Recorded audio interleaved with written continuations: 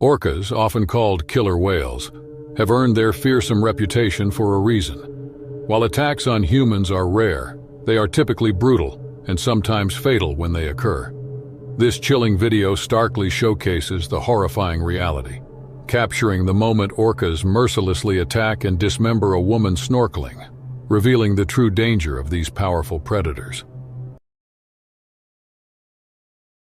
Clara had always been drawn to the sea. Its vast, unexplored depths called to her in a way that nothing else did. She found solace in its rhythmic waves and the mysteries beneath its surface.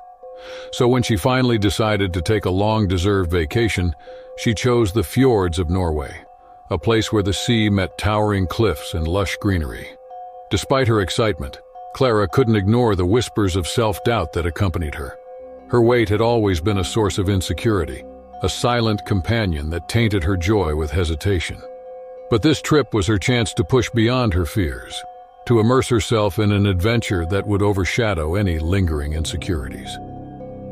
The first few days were a blur of breathtaking landscapes and serene boat rides. The fjords, emerald waters, and dramatic cliffs were even more magnificent than she had imagined. Clara spent hours on deck, watching the interplay of light and shadow on the water, feeling a sense of peace she hadn't felt in years. Then came the day she had been looking forward to the most, snorkeling. Clara had snorkeled before, but never in such pristine waters. She eagerly suited up, her heart pounding with excitement and nervousness. The boat crew, a friendly group of locals, helped her into the gear, offering encouraging smiles and reassurances. As she slipped into the cool water, the world above melted away, replaced by an underwater paradise. The clarity of the fjord waters was astonishing. Clara marveled at the vibrant coral reefs, schools of shimmering fish, and the gentle sway of kelp forests. It was everything she had dreamed of and more. She floated in blissful awe for a while, wholly absorbed in the beauty around her. The worries that had plagued her seemed trivial in the face of such natural splendor, but her tranquility was abruptly shattered. A shadow passed over her, and Clara turned just in time to see a massive shape slicing through the water with unnerving speed. Her heart seized in her chest as she recognized the distinctive black and white pattern of an orca. Panic surged through her.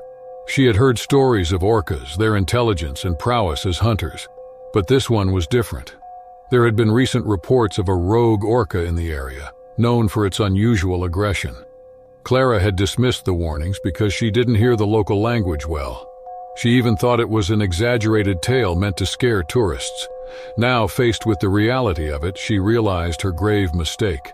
The orca circled her, its movements precise and predatory. Clara's mind raced, her instincts screaming at her to swim safely. But the boat seemed so far away, and the water felt suddenly treacherous. She tried to remain still, hoping the creature would lose interest, but it was too late. The orca lunged, its powerful body propelling it forward with terrifying force. The impact was brutal. Clara was thrown back, the water around her churning with the force of the attack.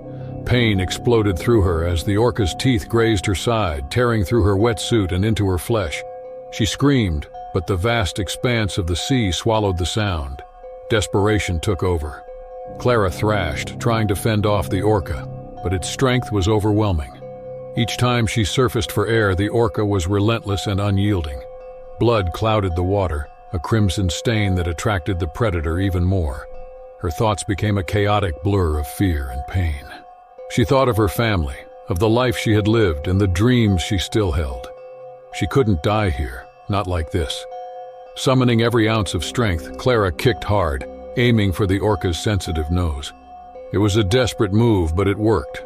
The orca recoiled, giving her a brief moment of respite. With renewed determination, Clara began to swim towards the boat, her strokes fueled by sheer willpower. She could see the crew now, their faces stricken with horror as they realized her danger. They shouted and gestured frantically, trying to guide her to safety. But the orca was not done with her. It came at her again, faster and more ferocious. Clara felt her strength waning, her movements growing sluggish. She couldn't keep this up much longer. The orca's teeth closed around her leg, dragging her down into the depths. The pressure was immense and her vision began to blur. In a last-ditch effort, Clara found a piece of coral. She struck the orca's eye with all the force she could muster. The creature released her with a pained thrash, and Clara shot upwards, her lungs burning for air. She broke the surface, gasping and coughing, and saw the boat crew lowering a rope towards her. Summoning the last of her energy, Clara grabbed the rope and held on with a vice-like grip. The crew pulled her up, their hands grasping hers, pulling her to safety. As she collapsed on the deck, the world spinning around her, she heard the frantic voices of the crew, their relief palpable. They rushed to tend to her wounds, their movements were swift and efficient. Clara lay there, trembling and exhausted, the adrenaline slowly ebbing away. The pain was excruciating, but she was alive. She had survived. Once on land, Clara was taken to the nearest hospital, receiving immediate medical attention. The doctors were amazed by her resilience, by the fact that she had managed to survive such a brutal attack. Her injuries were severe, but they assured her she would recover with time. As she lay in the hospital bed, surrounded by the sterile white walls and the hum of machines, Clara reflected on her ordeal. The orca had mistaken her for prey, but she had fought back with everything she had. It was a reminder of the unpredictable power of nature, of how tiny and vulnerable humans indeed were in the grand scheme of things. But it was also a testament to the human spirit, to the strength and determination that lay within. Clara had faced death and emerged victorious. She had confronted her deepest fears and found a well of courage she hadn't known existed. The days that followed were a blur of recovery and reflection. Clara received messages of support from family and friends, their words of encouragement lifting her spirits. The boat crew visited her often, their presence a comforting reminder that she wasn't alone. Clara knew that her life would never be the same. The attack had left both physical and emotional scars, but it had also given her a new perspective. She had faced one of nature's fiercest predators and lived to tell the tale. The sun hung high in the clear blue sky, casting its golden rays over the pristine waters off the coast of Australia. The ocean sparkled like a sea of diamonds, its waves gentle yet inviting. It was a perfect day for surfing, and a group of friends had gathered to ride the waves and enjoy the camaraderie that came with it. Mike was one of them. He had been surfing for years, and his love for the sport was matched only by his respect for the ocean. There was something about the way the water moved, the rhythm of the waves that spoke to him. Today he felt particularly alive, the thrill of the ride coursing through his veins as he paddled out with his friends. The group spread out across the break, each finding their spot to wait for the next set of waves. The laughter and shouts of excitement filled the air as they took turns catching waves, their boards slicing through the water with grace and precision. Mike's muscles moved with a practiced ease, his board an extension of himself as he rode wave after wave, feeling a deep connection to the ocean. The sun's warmth softened as the day wore on, casting long shadows on the water. Mike and his friends decided to take a break, paddling out beyond the breakers to rest and chat. The water was calm here, a peaceful lull between sets. They floated on their boards, enjoying the tranquility in each other's company. It was in this moment of calm that Mike noticed something unusual. A dark shape moved beneath the surface, a shadow that seemed out of place in the otherwise clear water. He felt a chill run down his spine, a primal instinct warning him of danger. His eyes scanned the water, trying to understand what he had seen. Then he saw the unmistakable outline of a great white shark, its sleek body cutting through the water with a menacing grace. Mike's heart raced, adrenaline flooding his system. The shark was circling, its predatory instincts awakened. He glanced at his friends, who had also noticed the danger. The shark surged forward without warning. Its powerful body propelled it towards the group with terrifying speed. Mike's friends scattered, paddling frantically in all directions. The water churned with their movements, creating a chaotic scene of splashing and shouting. Mike tried to remain calm, his mind focused on survival. He knew that panicking would only make things worse. But before he could react, the shark was upon him. Its jaws opened wide, revealing rows of sharp teeth. The impact was sudden and brutal, the force of the bite sending shock waves of pain through Mike's body. The shark's teeth sank into his leg, tearing through flesh and muscle. Mike's vision blurred with pain, his mind struggling to process the agony. He tried to kick free, but the shark's grip was relentless. Blood filled the water, a crimson cloud that seemed to draw the predator closer. His friends saw the attack, their horror evident in their frantic movements. They knew they had to help, but the danger was immense. The shark was a formidable opponent, its size and strength unmatched by anything they had ever encountered. One of Mike's friends paddled towards him, his heart pounding with fear and determination. He reached Mike, grabbed him, and tried to pull him onto his board. The shark, sensing its prey slipping away, lunged again. The water erupted in a frenzy of movement, the predator's powerful body thrashing as it tried to reclaim its hold on Mike. Mike's friend held on, his grip unyielding. He shouted to the others, urging them to help. Together they formed a makeshift rescue team to get Mike to safety. They paddled with all their might, their boards cutting through the water in a desperate race against time. The shark pursued them, its presence a constant threat. Every movement was filled with tension, the fear of another attack hanging over them. Mike's leg was severely injured, the pain excruciating. He could feel the strength draining from his body, his vision darkening at the edges. But he refused to give up. The determination to survive, to see another day, kept him going. The shore seemed so far away, stretching out like an insurmountable challenge. The group's progress could have been faster, hampered by the need to keep Mike above water and the ever-present danger of the shark. They could see people on the beach, their figures tiny and distant, unaware of the drama unfolding just beyond the breakers. Minutes felt like hours as they paddled, each stroke a battle against exhaustion and fear. The shark continued to circle, constantly reminding them of their peril.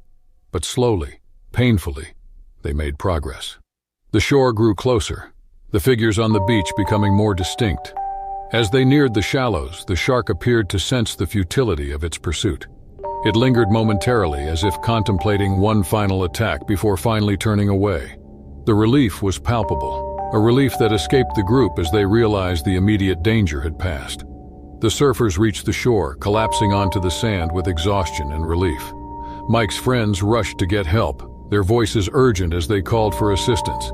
The beachgoers, now aware of the situation, hurried to offer aid, their faces filled with concern. Mike lay on the sand, his leg a mangled mess of torn flesh and blood. The pain was overwhelming, but he focused on the faces of his friends, their expressions of determination and relief, giving him strength. He knew that their quick thinking and bravery had saved his life. Emergency services arrived swiftly, and the paramedics worked efficiently to stabilize Mike and prepare him for transport.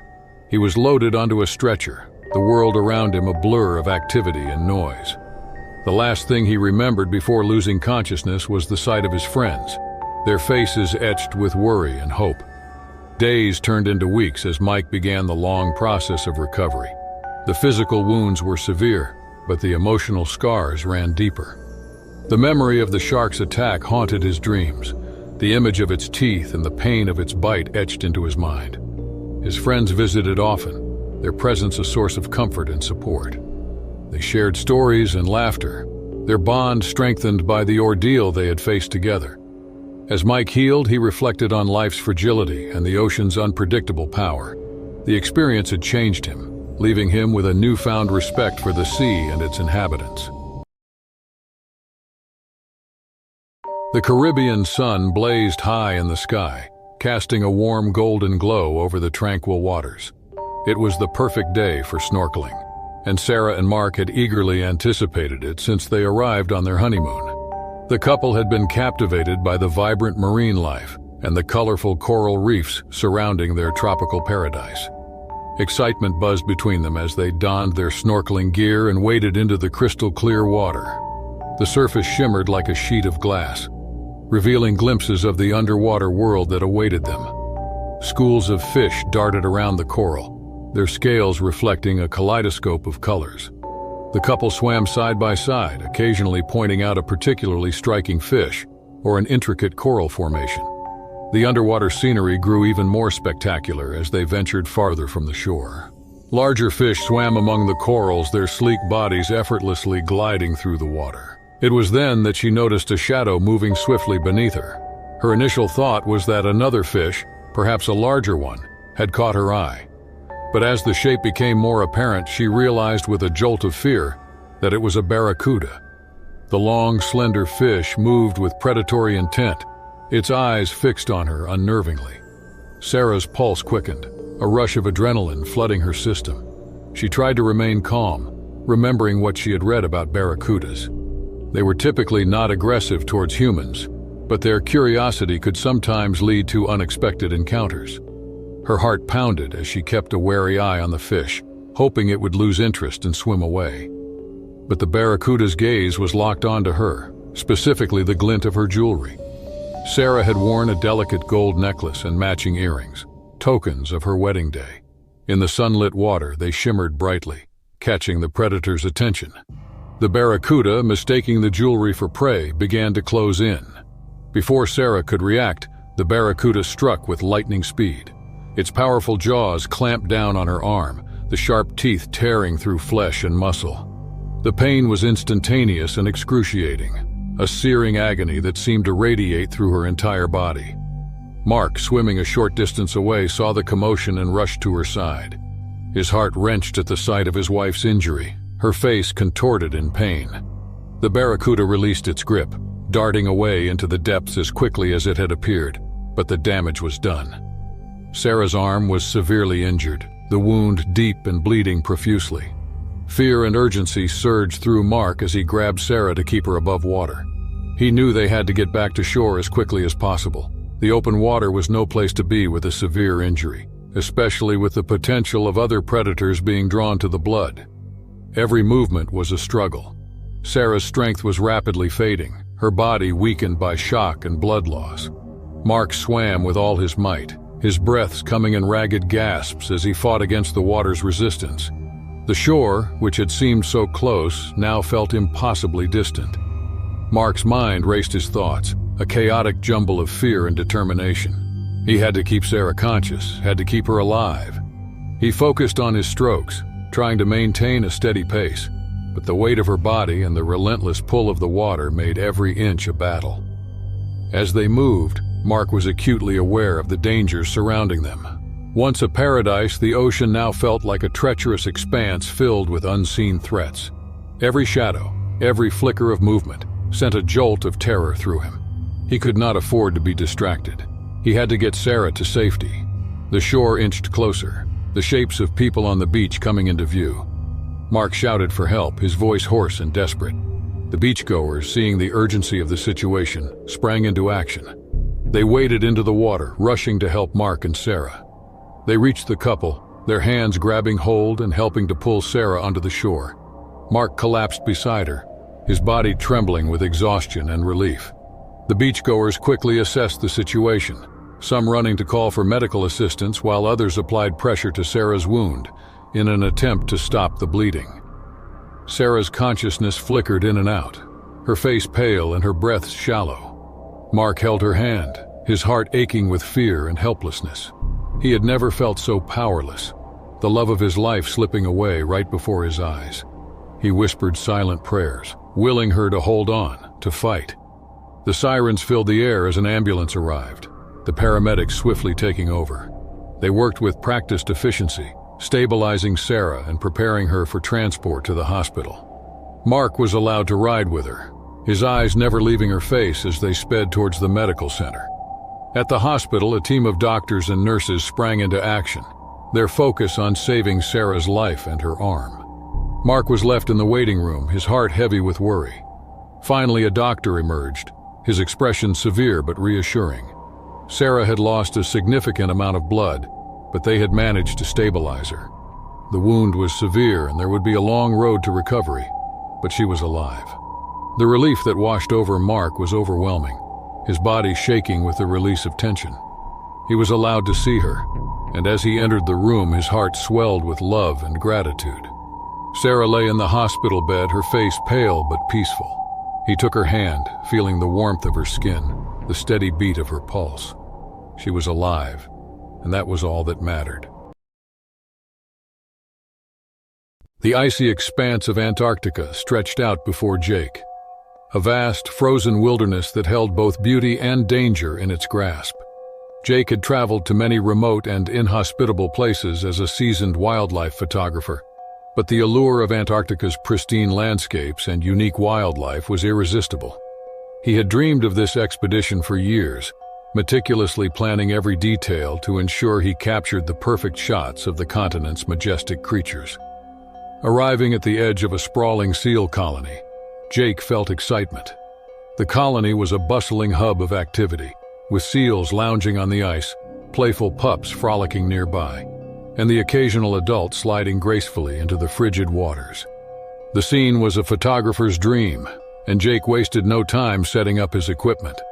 The air was biting cold, each breath a visible puff of mist that quickly dissipated into the clear, crisp sky. Despite being encased in thick gloves, Jake's fingers were already beginning to numb as he adjusted his camera settings and focused on a group of seals basking in the weak Antarctic sun. The light was perfect, casting long shadows and illuminating the seals' sleek, glistening bodies. Hours passed as Jake moved from one vantage point to another, capturing the dynamic life of the colony. He was careful to keep his distance, aware of the need to respect the animal's space and avoid disturbance. But in his pursuit of the perfect shot, he became increasingly absorbed in his work, his focus narrowing to the viewfinder of his camera. It was late afternoon when Jake spotted a mother seal and her pup nestled on a slight ice rise. The pup, only a few weeks old, was nursing, and the tender moment was one Jake knew he had to capture. He approached slowly, his movements deliberate and cautious. The mother seal eyed him warily but did not move, focusing on her pup. Jake lowered himself to the ice, inching closer to his belly to get the best angle. He knew he was pushing the boundaries, but the opportunity was too good to pass up. His camera clicked softly, the sound almost invisible amid the ambient noise of the colony. Suddenly, the mother seal's demeanor changed. She shifted her position, placing herself between Jake and her pup, her body tense and eyes fixed on the intruder. Jake sensed the shift too late. Determined to get the shot, he had crossed an invisible line, intruding too far into her territory. Before Jake could react, the mother seal launched herself at him with surprising speed and aggression. Her robust body collided with his, knocking him back and sending his camera skittering across the ice. Sharp teeth sank into his leg, the pain searing through his body and momentarily paralyzing him with shock. Instinctively, Jake tried to fend off the attack, but the seal's strength was overwhelming. She bit down again, the agony of the second bite tearing through him like fire. His mind raced, adrenaline surging as he realized the gravity of his situation. He was injured, alone, and vulnerable in one of the most unforgiving environments on Earth. The attack was brief, but brutal. The mother seal, satisfied that the threat had been neutralized, retreated to her pup, her eyes still wary and protective. Jake lay on the ice, his leg a throbbing mass of pain and blood. He forced himself to sit up, assessing the damage. His leg was severely injured, each movement sending waves of pain through his body. He knew he had to return to base camp, but the journey would be arduous.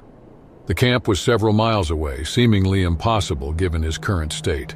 The cold, a distant discomfort, now pressed in on him with a new, menacing intensity. He could feel his strength ebbing, the injury and the cold sapping his energy and will.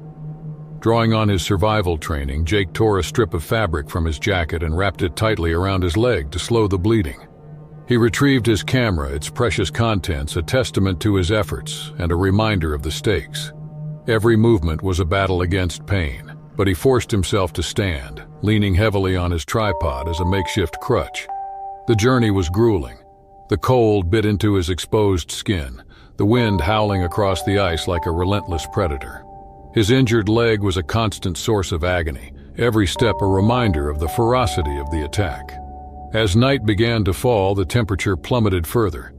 The Antarctic night was a realm of darkness and cold, an environment that tested even the most prepared and experienced. Jake's pace slowed, his strength waning. He knew stopping meant succumbing to the cold, but his body screamed for rest, every fiber aching with exhaustion. He clung to these thoughts, using them as a beacon to guide him through the encroaching darkness. The distant glow of the base camp's lights was a lifeline, a symbol of hope that spurred him on. The base camp seemed tantalizingly close yet maddeningly distant, a mirage that wavered on the edge of his vision. His breaths came in ragged gasps, each inhale a sharp sting in his chest. Just as he felt his legs giving out, the base camp lights loomed closer, their glow a promise of safety and warmth. Summoning the last reserves of his strength, Jake pushed himself forward, his body moving on sheer willpower. He stumbled into the camp, collapsing onto the ice as his vision darkened and consciousness slipped away. When Jake awoke, he was surrounded by warmth and light. The sterile smell of antiseptics filled his nostrils, and the steady beep of medical equipment provided a comforting rhythm. He was in the camp's infirmary, his leg bandaged and elevated. The pain was still there, but it was muted, a distant echo of the agony he had endured. The recovery process was slow and painful, but Jake's determination never wavered. He knew he had pushed the limits, that his passion for capturing the perfect shot had almost cost him his life. Their goal was to capture the region's raw beauty and unique wildlife, producing a documentary to educate and inspire viewers about the importance of preserving these delicate ecosystems. The swamps of Louisiana, with their labyrinthine waterways, dense foliage, and rich biodiversity, presented both an opportunity and a challenge. The crew had spent months planning this expedition, obtaining permits, studying maps, and consulting local experts. They had already captured stunning footage of alligators, herons, and countless other species, but the swamps held many secrets daily, bringing discoveries and dangers. The day began with the usual routine. The crew loaded their gear onto a flat-bottomed boat, carefully navigating the narrow channels that wound through the swamp. The air was thick with humidity, and the sun filtered through the canopy of cypress trees, casting dappled shadows on the water. The sounds of the swamp were ever present: the buzz of insects, the calls of birds, and the occasional splash of an unseen creature. As they traveled deeper into the swamp, the crew remained vigilant, scanning the surroundings for signs of wildlife. Lisa, the wildlife expert, was particularly attuned to the environment. She had spent years studying various species and was adept at identifying the subtle signs of animal activity. She pointed out tracks, nests, and feeding sites, providing invaluable insights to the rest of the team. After several hours, they reached a promising location. The area was teeming with life. Frogs croaked from the water's edge, turtles sunned themselves on logs, and fish darted through the clear waters. It was an ideal spot to set up their equipment and begin filming. The crew worked efficiently, setting up cameras and microphones, checking angles and lighting, and ensuring everything was in place for the perfect shot. Lisa moved slightly away from the group, exploring the area and making notes in her journal. She was always looking for something new and exciting, eager to expand her knowledge and contribute to the project. As she walked, she noticed a patch of disturbed earth near the water's edge. Curious, she approached it, unaware she was entering a dangerous situation. Beneath the surface, hidden among the roots and mud, lay a nest of saltwater crocodiles. These formidable predators were not native to the Louisiana swamps, but had been spotted occasionally, likely having traveled from coastal areas. The adult crocodile guarding the nest was a massive creature over 15 feet long and fiercely protective of its territory. Lisa's presence had not gone unnoticed. The crocodile, sensing a potential threat to its nest, remained perfectly still, its eyes just above the waterline, tracking her every movement. As Lisa leaned closer to examine the disturbed earth, she unwittingly crossed an invisible line, triggering the crocodile's instinct to protect its young. The crocodile instantly launched itself from the water, powerful jaws snapping shut around Lisa's leg. The attack was swift and brutal, the force of the bite sending shockwaves of pain through her body. Lisa screamed, a sound of sheer terror that cut through the stillness of the swamp, alerting the rest of the crew to the danger. Jack, Tom, and Mark turned in unison, horror dawning on their faces as they saw Lisa being dragged toward the water.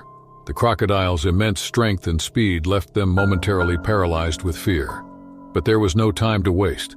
They had to act quickly if they were going to save Lisa from a gruesome fate. Jack sprang into action, shouting instructions to Tom and Mark. They grabbed whatever they could find: camera tripods, microphones, even pieces of the boat. Anything that could be used as a weapon or tool to free Lisa from the crocodile's grip.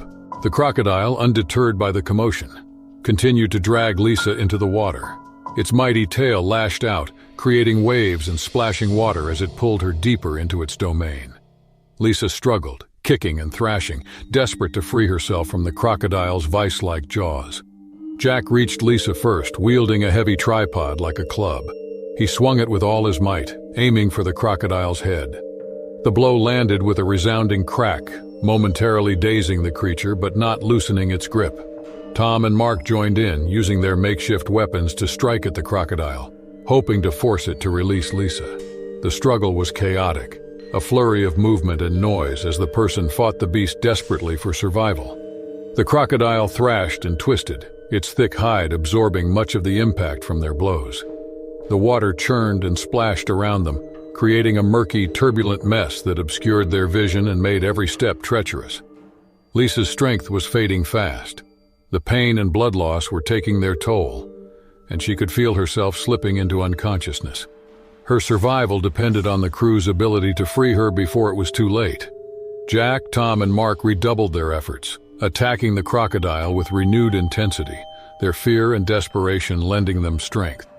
Finally, after an eternity, one of Jack's blows struck a vulnerable spot near the crocodile's eye. The creature recoiled, its jaws loosening just enough for Lisa to free herself. The crew pulled her from the water, dragging her to the relative safety of the boat. The crocodile, momentarily stunned, retreated into the depths, disappearing as swiftly as it had appeared. Lisa was in bad shape. Her leg was severely injured, the flesh torn and bleeding profusely. She was in shock, her body trembling uncontrollably as the adrenaline began to wear off. The crew quickly stabilized her, using whatever they had to stem the bleeding and make her comfortable. They knew they had to get her to medical help fast, but they were deep in the swamp, far from civilization. Jack took the helm, navigating the boat with a single-minded determination to get Lisa to safety. The journey back was harrowing, every minute feeling like an eternity as they raced against time. Mark and Tom did their best to keep Lisa conscious, talking to her, reassuring her, and doing whatever they could to ease her pain. They were terrified, but they couldn't afford to show it.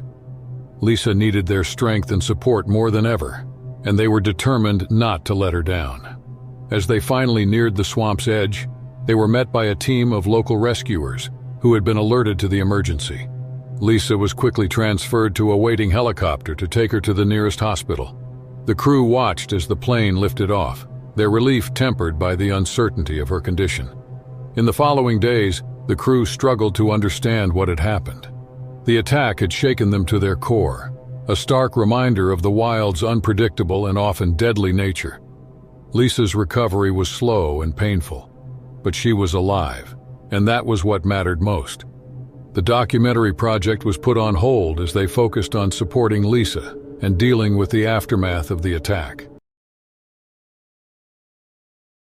The waters off the coast of Indonesia shimmered with deceptive tranquility as Ryan, a young marine biologist, surveyed the coral reefs below. The expedition had been months in the making. A dream comes true for Ryan and his colleagues, who were eager to study the diverse marine life in this part of the world. The team had set out from their research vessel at dawn, navigating the calm seas to reach a vibrant reef teeming with life. The research vessel was anchored far from shore, a floating laboratory equipped with everything needed for their studies. The day had started sunny, with clear skies and calm waters. Ryan was in his element, and his fascination with marine biology was evident in every move. His eyes sparkled with excitement as he documented the colorful array of fish, intricate coral structures, and delicate dance of the sea creatures around him.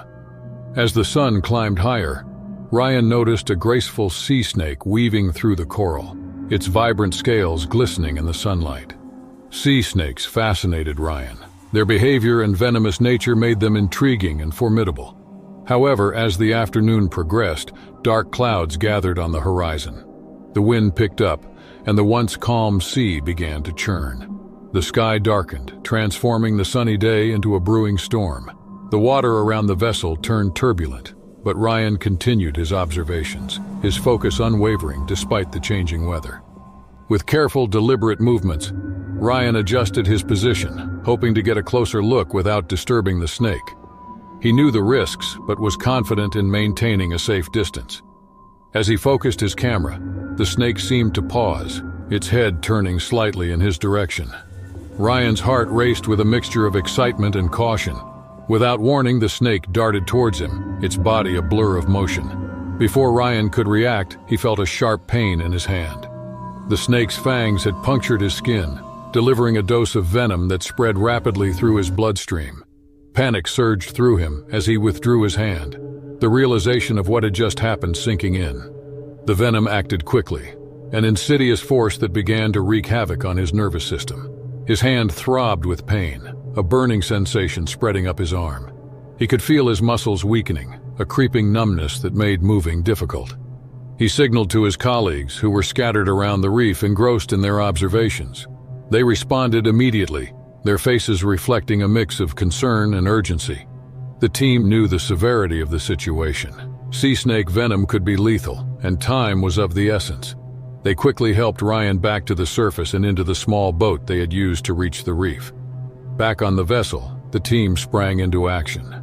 They knew the anti-venom was stored on board, but locating it amidst the storm and chaos proved challenging. Communication systems were down, the storm's interference cutting them off from the outside world. The vessel rocked violently with each passing wave, making every movement a struggle. Ryan's condition was deteriorating rapidly. His breathing became labored, each breath a desperate effort. His vision blurred, and he could feel his consciousness slipping away. His colleagues worked feverishly, their training and expertise guiding them as they navigated the cramped, storm-tossed vessel. The boat's infirmary was small but well-equipped, starkly contrasting with the wild, unpredictable environment outside. The team finally located the antivenom, a small vial that held the key to saving Ryan's life. They prepared the injection with trembling hands, their movements precise despite the pressure and fear. The storm raged on and relentless waves buffeted the boat. The team administered the antivenom, and their collective breath was held as they watched for improvement. Ryan's body convulsed the venom's effects, battling against the life-saving serum. It was a tense, agonizing wait, each second stretching into eternity. Slowly, miraculously, Ryan's condition began to stabilize. His breathing eased, the color returning to his pallid face. The antivenom was working, counteracting the deadly poison that coursed through his veins. Relief washed over the team, their exhaustion and anxiety giving way to a cautious optimism. The storm showed no signs of abating, and the vessel pitched and rolled. The team knew they had to keep Ryan stable until they could reach a medical facility, a task made all the more challenging by the storm's fury. They monitored his vitals closely, their attention unwavering despite the chaos around them. As dawn broke, the storm finally began to subside. The wind's howl softened to a distant moan, and the waves gradually lost ferocity. The sun emerged behind the clouds, casting a golden light over the battered vessel. The team breathed a collective sigh of relief, the worst of the ordeal behind them. Ryan's recovery was slow but steady. The antivenom had mitigated the venom's effects, but his body needed time to heal from the trauma. The team continued to care for him, and the harrowing experience strengthened their bond. They were a testament to the power of teamwork, their combined skills and determination, having saved a life in the face of overwhelming odds. With communication systems restored, the ship contacted the nearest medical facility. Arrangements were made for Ryan's transfer, ensuring he received specialized care. The journey to shore was solemn. The team was reflective and weary, but grateful for the outcome. Ryan's ordeal was a stark reminder of the dangers beneath the ocean's surface. The beauty of the underwater world was matched by its potential for peril, a delicate balance that demanded respect and caution. The incident with the sea snake was a sobering lesson that would shape the team's approach to their work in the future. Back on land, Ryan received comprehensive medical treatment. The doctors commended the team's swift actions, their knowledge and preparedness having made all the difference. Ryan's gratitude was immeasurable, and his respect for his colleagues deepened by the experience.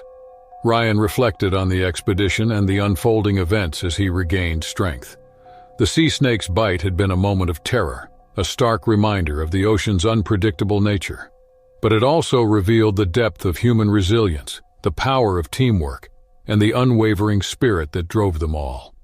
Ryan's passion for marine biology remained undiminished, and his resolve to understand and protect the ocean's inhabitants was more vital than ever.